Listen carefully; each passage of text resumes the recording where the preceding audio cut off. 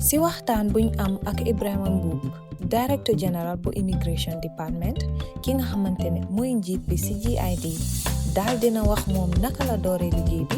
jafe-jafe yum fa am ak yenn ci jéego yum def. Man 99 laa join immigration August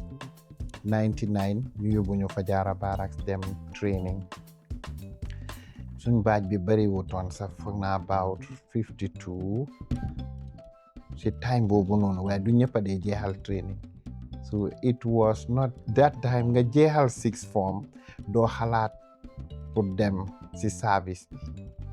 waaye tamit fu la yaara tur foofu ngay uyu si so si laa ñëwoon fii ñu enlist ñu 1st August 99 yóbbu ñu Fajara Barracks for our normal basic recruitment training ñu nekk fa ñu confine ñu foofu noonu. That time I was very young, I was only 23 years old, so ñu nekk fa nag def suñ training ba pare ñu pass out. So as one of the cadets bu ma génnee tamit I think 99 bu ma jeexalee year 2000 si laa lead suñ benn independence parade as a detachment commander. So ma nekk fa nag def naa ay 5 parades 22nd July ak yeneen it used to happen. So in 2004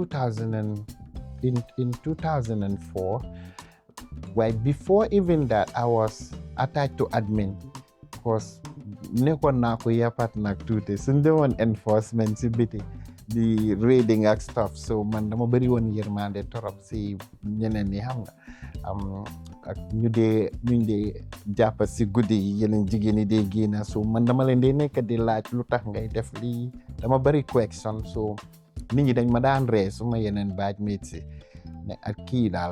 bu leen ko yóbbu si field bi so si lañ ma yóbbu ñu def ma claque parce que suba laajte dafa bëri mais bugg a xam reason lu tax nit ñi dee def luñ dee def. So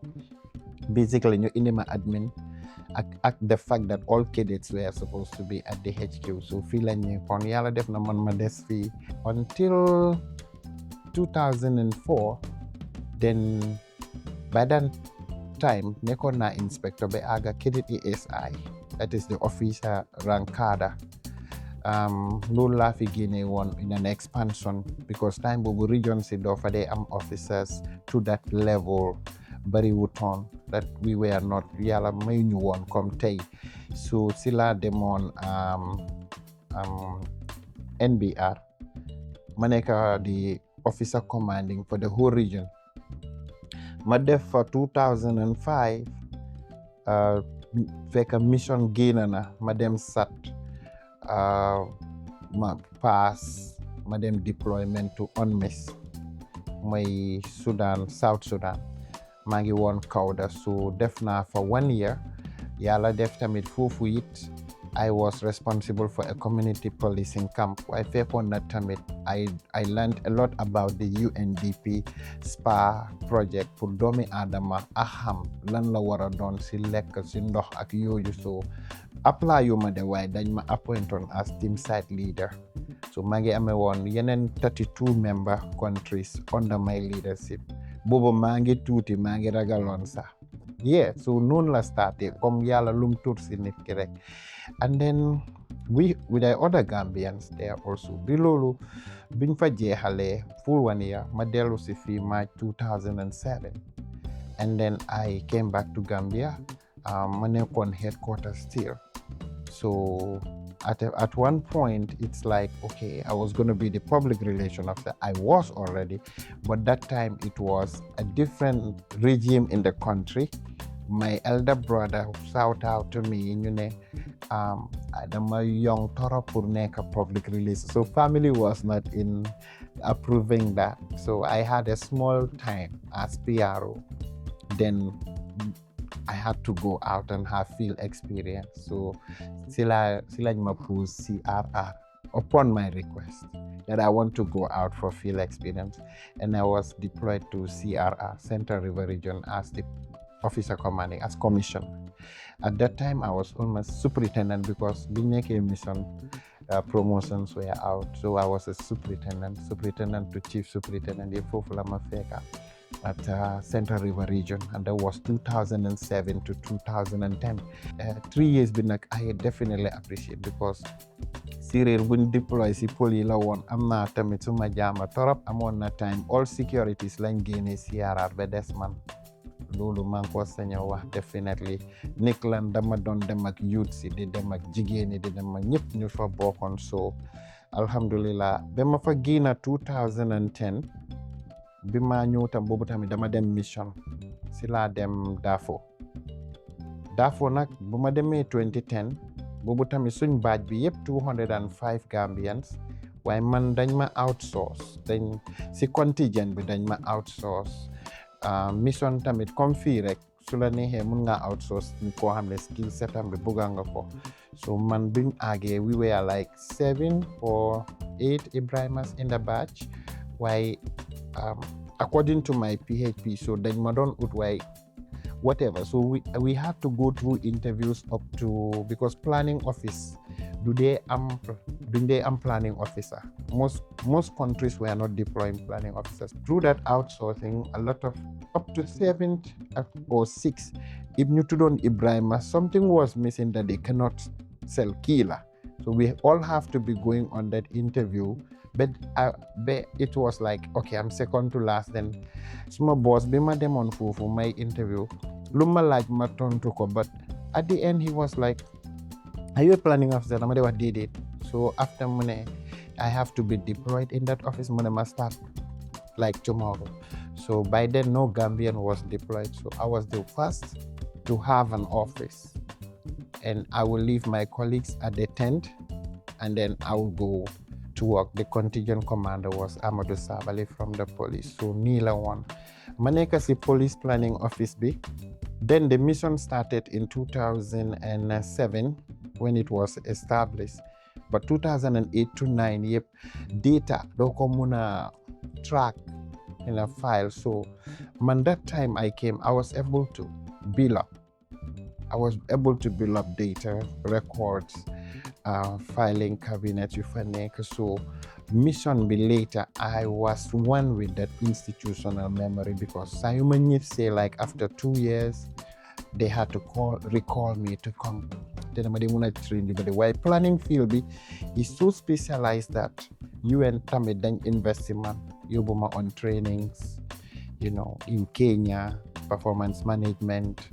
lu bari and I was an expert on result based budget so because I was from a commerce field I was doing planning but I was budgeting also so I was the OIC for the police budget unit foofu tamit handle naa ko and we do travel plans like every other staff yep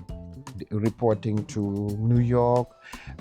drafting the SG's report xam nga Gambians they are all good when they go outside and then we were a very good team so the mission was able to recognize me the Gambian contingents gam koy 11 ba 24 yëpp foofu la ma fekka ku ñëw rek di nga xam and I was just a simple man but I respect what I do so it was a pride for Gambia and then dama dem ba at some stage then my boss asked me to look for somebody ku ma jàppale because dama dee guddi ma demee job mënuma toppatoo suma bopp maa ngi lappa maa ngi over job suma ndox day jeex because I don't yam nga di ma yóbbu lopitaan so and they asked for somebody even when I'm at the hospital they bring files Gambians know that to me because budget dafa nekk loo xam ne du ñëpp ko mun a prepare then when we were requested to go it was the two of us but at the end we are immigration officers but it was a police mission so Pajalo and they all tried so that at least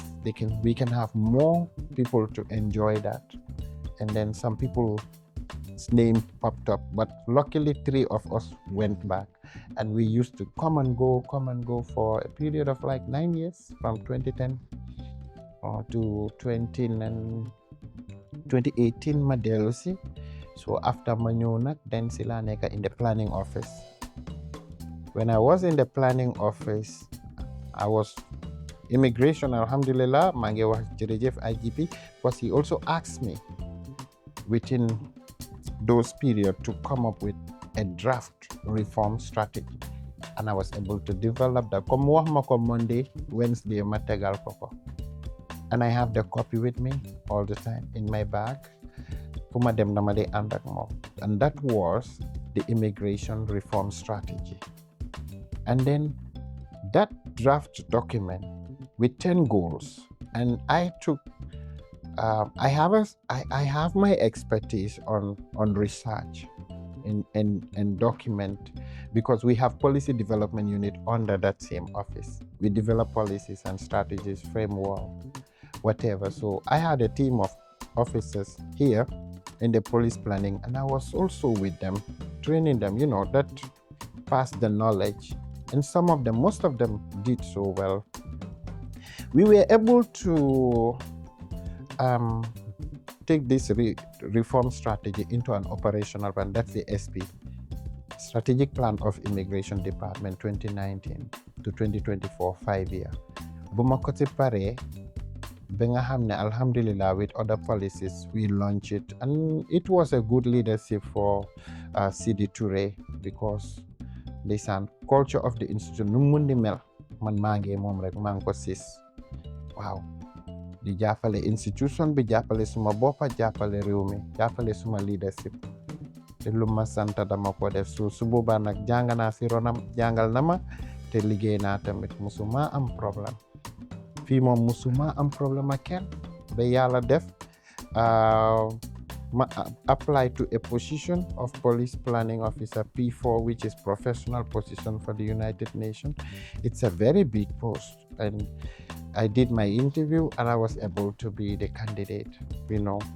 So boobu nag, it was a high level and I enjoyed myself in it. liggéey naa trop ba ma ñëpp si waat fii 2021 ñu teg ma admin, ma nekkaat commissioner admin change lu bëri diggante admin ak HR di génne gàllankoor yi nga xam ne officers yi dañ ko doon ndamoo gëm ne lii la. So I am very certain and sure na tey lu ma wax ni officers in these units, and some who left, some on secondment, they really know ne taxaw naa ñu bari, ndaw yu bari fii xam nga si liggéey bi tamit wane. So from there I was again promoted by my seniority, of course, on any other reason, to Assistant Director General of Immigration. Now, within 3 months, that is when I am appointed. Gambian people are seeing maybe we would like to know more the areas that we need to step on. Why internationally tamit magi kontane in this acceleration of the national biometric card system bisi passport below bisi national ID lulu ECOWAS monyu ko sas su motax ñepp angi li dama ko bëgga wax on media ni ñu dégg ko ne ECOWAS bi ñoo taxaw ne biometric ID card dañ ko war a travel document la sax is regarded, but what is important is all member state citizens depuis ñun ñoo host on the age the flair is there wala dafa nekk loo xam ne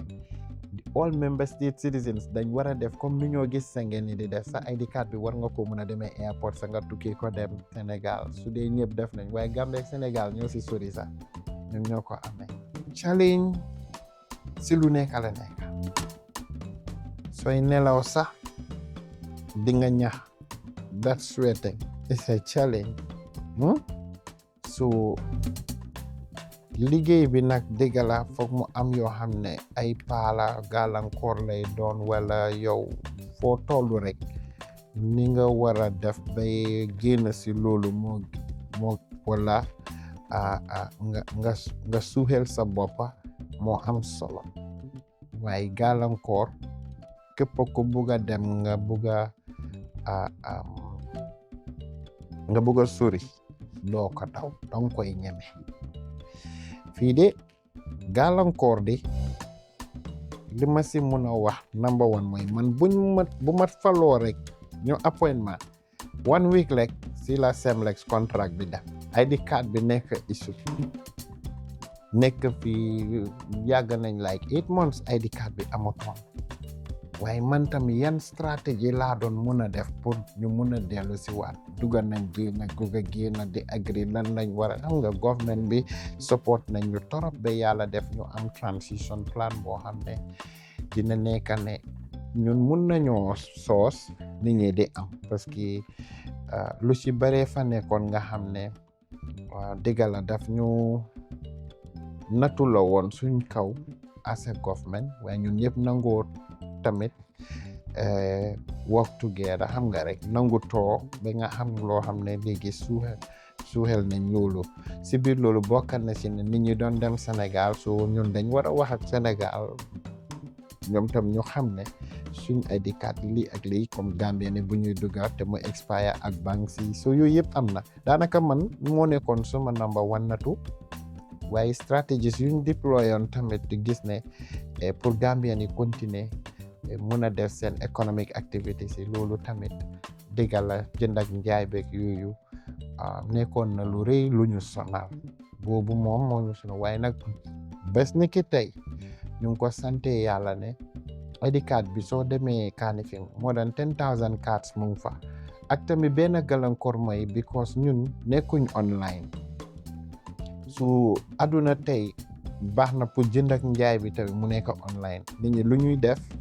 ñu yónnee la ko ñu mun xam nga mun koo seega seet tamit comme que ñun moom document security la te bañ nañ yëfi fraudaire te yëfi kayit nag bëri na ñu ko fraud waaw su lu ndee nekk di bàyyi xel dafa bëri ceeñal ma suma tur bi ceeñal ma suma te loolu yëfi bandi la santa yi am na ñu dem moo xam ne yàlla wala yoon may na ko comme ñu sëy ni di nga mun a nekk Fatoumata Touré nga bëgg a def Fatoumata Touré Gueye loolu dafa am kayit yu ko lii waaye léegi kayit yaa ngi fi dégg la waaye lu ci bëri tamit ñun foog ñu bàyyi ko xel loolu moo tax immigration liggéeyam bi dafa danga ko war a bàyyi xel da nga war a focus torop ci lu ngay def ak nit ñi boo leen di defaral seen kayit bul mystique ku ne la Ndey Touré ndey nuñ koy spellé war nga koo xam ne nii lañ koy bindee santaam nii la wala si diggante santa yi li lee fa nekk nga gis ne carte yooyu noonu parce que carte bu ne dafa seet so buñ nekkee online nag dina mun a baax waaye officer si mo ñu ngi leen a train all the time ñu mun a adjust seen boppa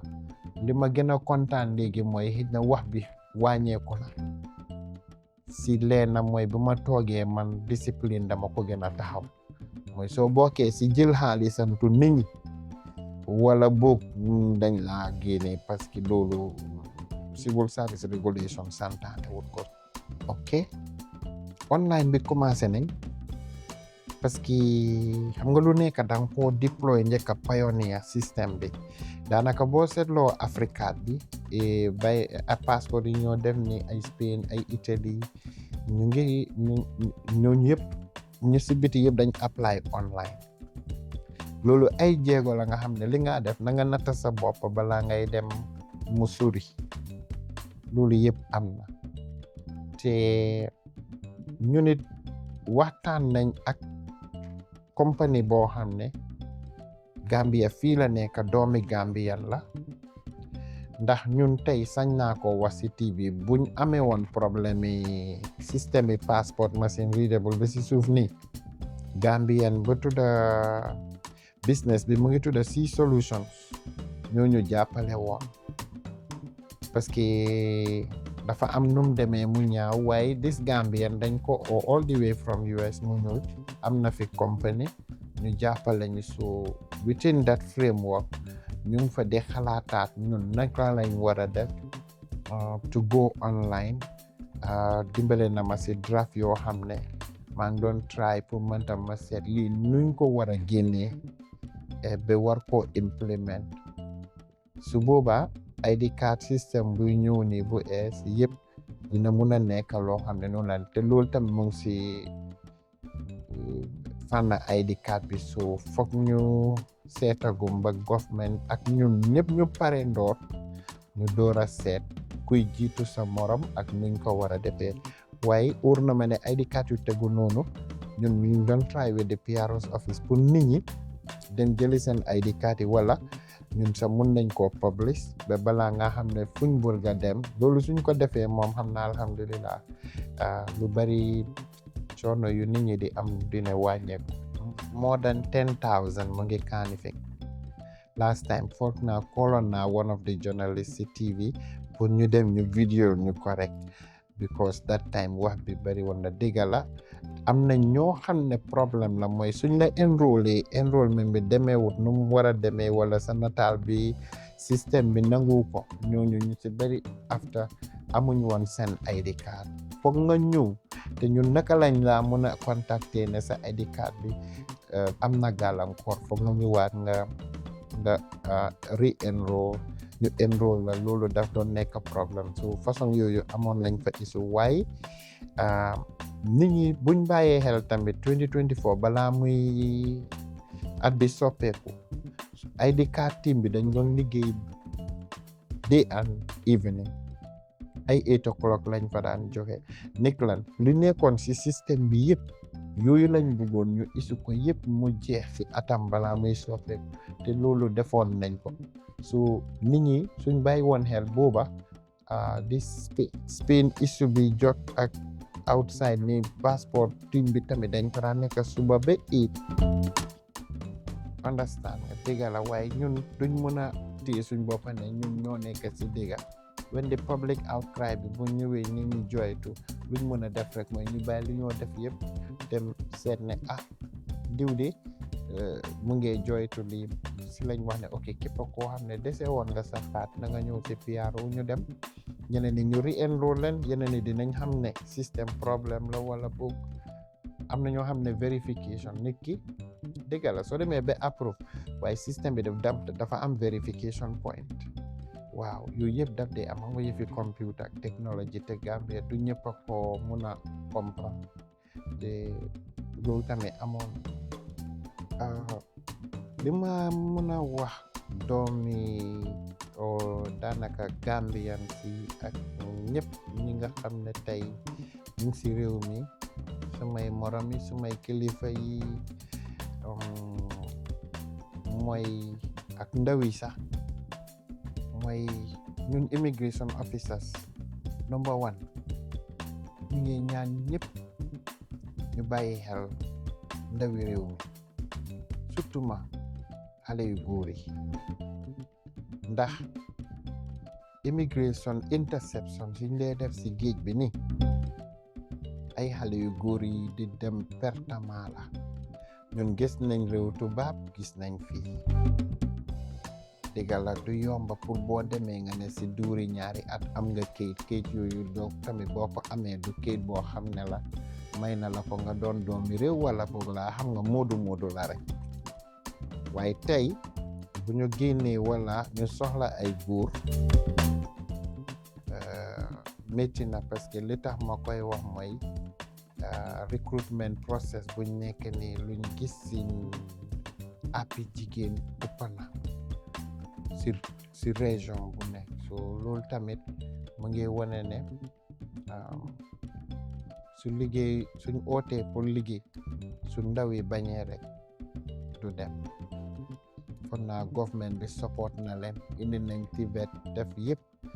kon nag waajur yi ñi fayal seen doom yi waxuma buñ continuer di leen fayal waaye boo ko fayal ko mu dem tibet bu nekkutee si académie mu nekk beneen skill because service bi léegi mu ngi jël kuy football ñun am nañ footballers am nañ plumbers am mécanique am ay tailleur am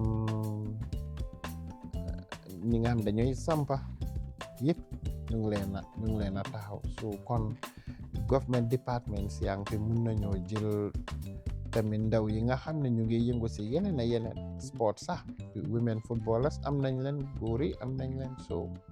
pour yaatal doom waa réew mi rek ñu xam ne lépp a ngi fi waaw ku ci ne fi nga yëngu rek ñu jox la si sa waala may la sa wàccuwaay. A very smart question. Okay, in my capacity as Director General of Immigration, an office that is responsible for border management, border control, and the movement and control of people moving in, within, and outside the country. If I have to also give an advice or suggest to viewers and listeners, I'm going to advise against clandestine travels,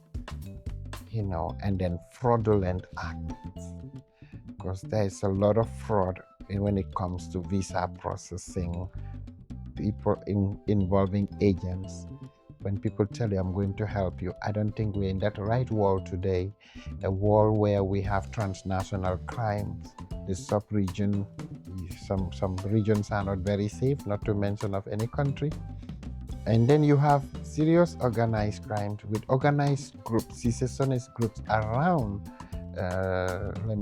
outside the Gambia, within the sub-region. So we are taking very, very, very keen measures, and so that everyone who is coming into the Gambia has that biometric document issued in his or her name. You must be the bearer of a document that we will enroll you into our system, so that our intelligence will be able to track, monitor our data that has been as a result of an enrollment, either at a border or interland. And this is happening at the airport, at every border post. So we are monitoring movements, and we are controlling our borders. And that is to say that if there are issues that goes clandestine, is those taking the illegal paths to move out into the or move into the country. And those we have seen,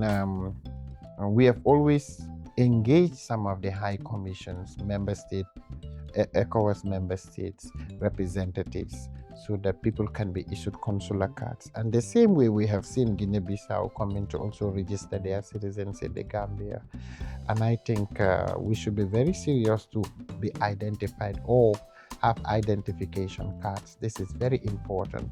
A lot of accidents involving people who cannot be identified. This is happening. And then a lot of clandestine issues. So immigration is here to support other sister services on the side that we are mandated to have that inclusive and joint operations in terms of upholding security and national security. So there is a lot we are doing. Until otherwise, I still remain steadfast. Thank you.